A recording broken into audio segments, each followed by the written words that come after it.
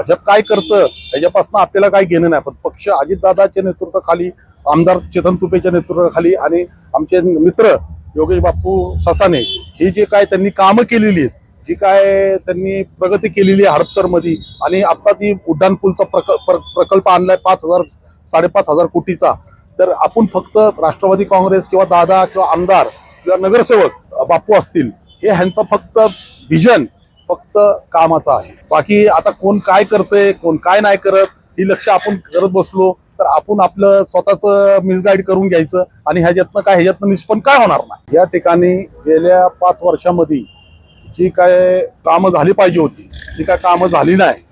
बापू ह्याच्या अगोदर नगरसेवक असताना त्यावेळेस जी कामं झाली आणि ते आता ह्या 5 वर्षात काय कामं दिसत नाही. त्यासाठी 4 उमेदवार आली पाहिजे तर पुढची कामं होणार. आणि बापूंचं काम म्हणजे एकदम क्लिअर आणि एकदम व्यवस्थित आणि स्पष्ट काम असतं. सावली फाउंडेशनच्या माध्यमातून मी पाहिलेलं आहे, त्यांनी कम्प्युटर, ड्रायव्हिंग स्कूल, इतर उद्योग, महिलांसाठी प्रचंड त्यांनी बरेचशा योजना आणले, कामं केलेली आहे. 4 उमेदवार निवडून यावं हे प्रत्येकाची इच्छा आहे. यावेळेस 100% निवडून येते. रोकठोक महाराष्ट्राला सबस्क्राईब करा आणि बेल आयकॉनवर क्लिक करायला विसरू नका.